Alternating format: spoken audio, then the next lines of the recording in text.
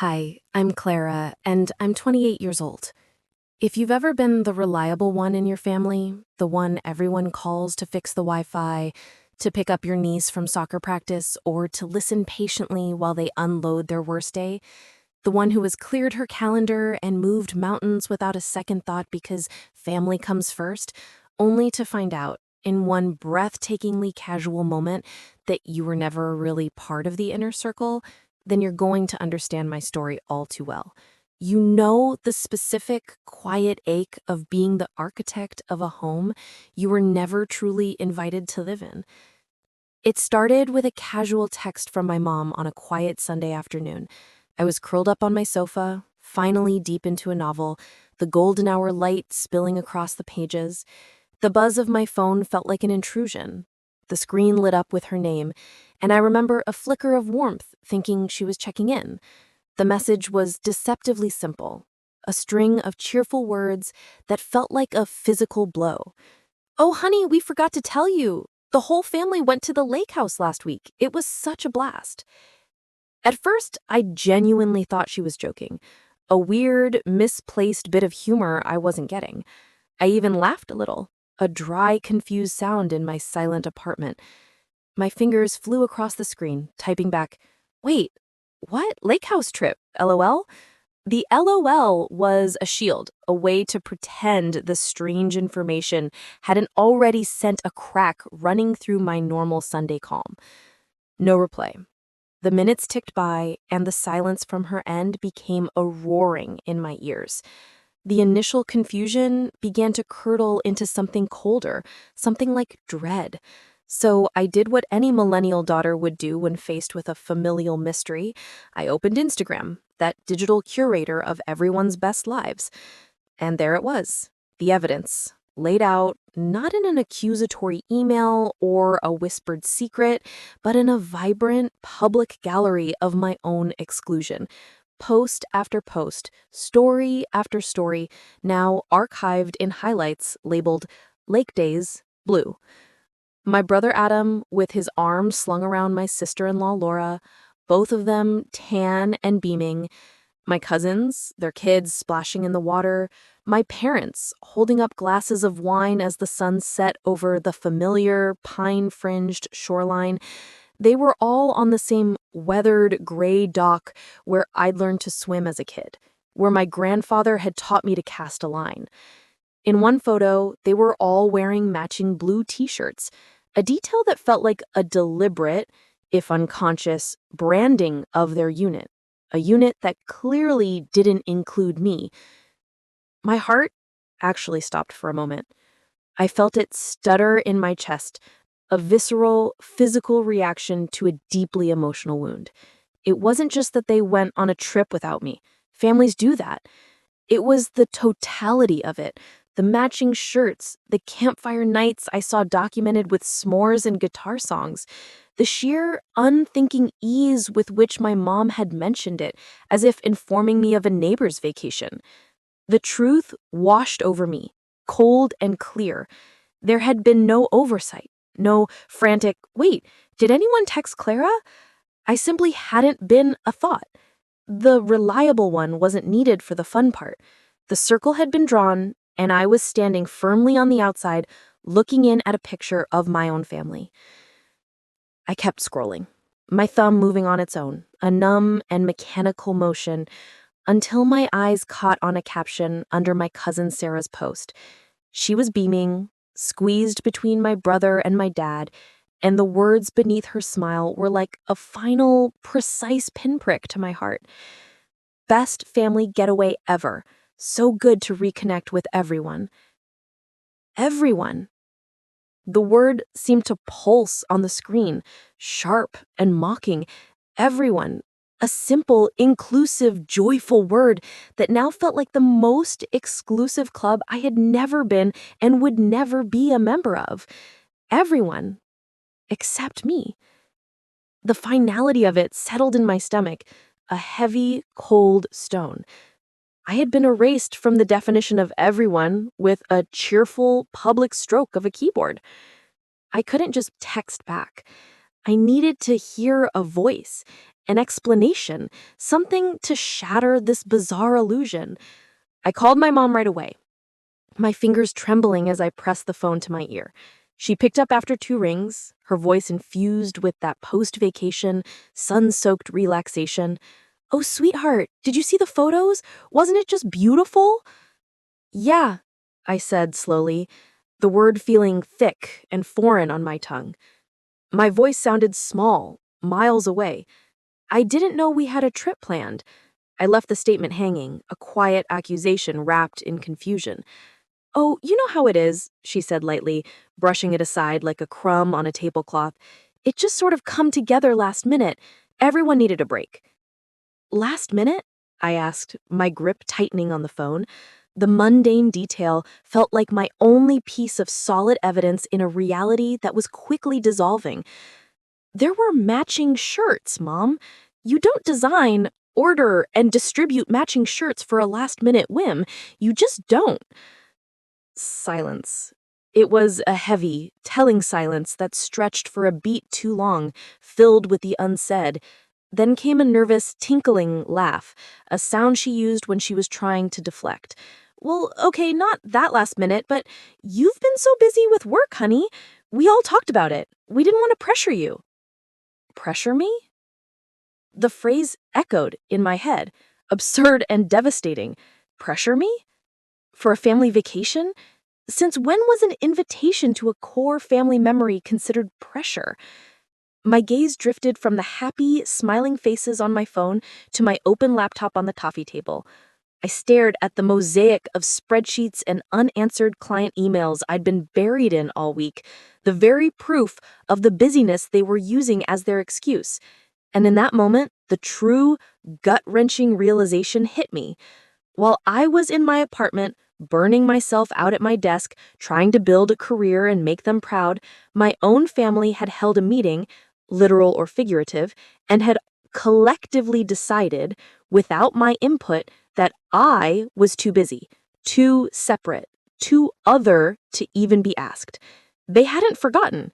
They had chosen to leave me out. The thing is, I wasn't always the too busy one. That wasn't my identity.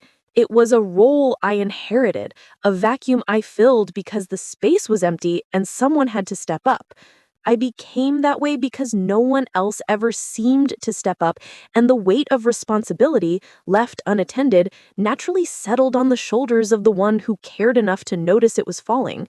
When Dad's small business nearly went under during the pandemic, and he was too proud and overwhelmed to navigate the bureaucratic maze, who spent her nights and weekends researching, filling out forms, and helping him apply for emergency grants?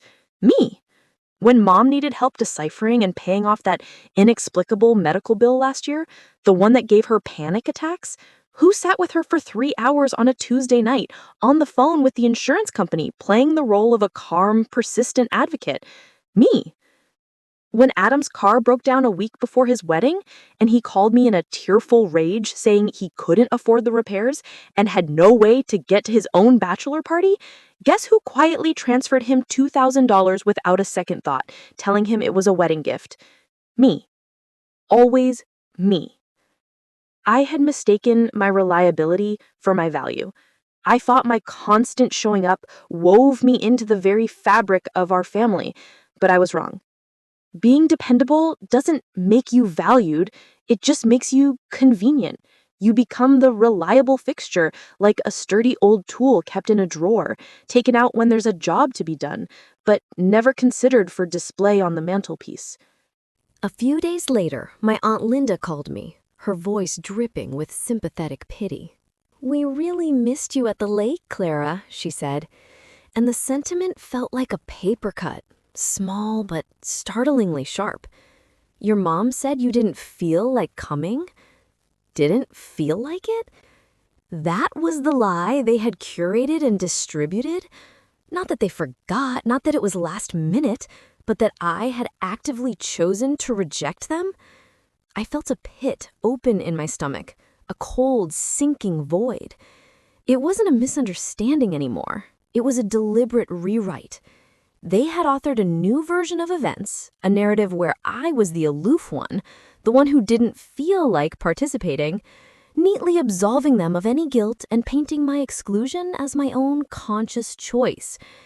That night, fueled by a quiet, desperate rage, I scrolled back through old photos, old texts, digging through the digital archaeology of our relationships.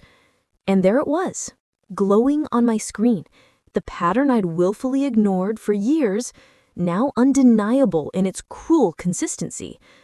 The Christmas dinner from 2 years ago I wasn't invited to because they thought I was traveling, even though I'd mentioned no such plans.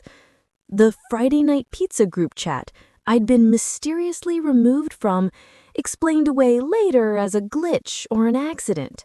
The birthday party for my nephew I only heard about after seeing a cascade of photos online, my brother captioning it, "So glad the whole family could be here." It hit me like a wave, finally and irrevocably. This wasn't about me being too busy. It was about me being too different. My siblings had all stayed in our hometown, a comfortable, closed loop. They married early, had kids, joined the same family barbecue every single Sunday. Their lives were a synchronized dance of shared school events and shared opinions. Me? I'd moved to the city, built a career in marketing that they vaguely described as something with computers, and learned to thrive in my own quiet company. They didn't see my ambition as a trait, they saw it as a divergence. They'd labeled me the career girl, and once they put you in that box, they seal it shut, never letting you out, even when you're begging, silently, from the inside. A week later, a text from my dad lit up my screen. "We should do something together soon, kiddo. Maybe just the three of us." My thumb hovered over the keyboard, the old instinct to type, "Sure, sounds great," rising automatically. But something in me, something newly hardened, stopped. Because soon was a phantom date on a calendar that never arrived. It was a placeholder for an intention that never materialized. I was so profoundly tired of waiting to be included in a family I kept endlessly, exhaustingly forgiving. The true breaking point came at my niece's birthday party. Surrounded by pink balloons and half-eaten cake, everyone was reminiscing about the lake house. The inside jokes flew, punctuated by laughter about a marshmallow fight. "Oh my God, remember when Dad fell into the water?" Laura laughed, wiping her eyes.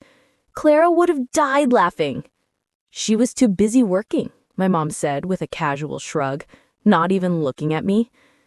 I put my paper plate down. The gentle clatter sounded loud in my own ears.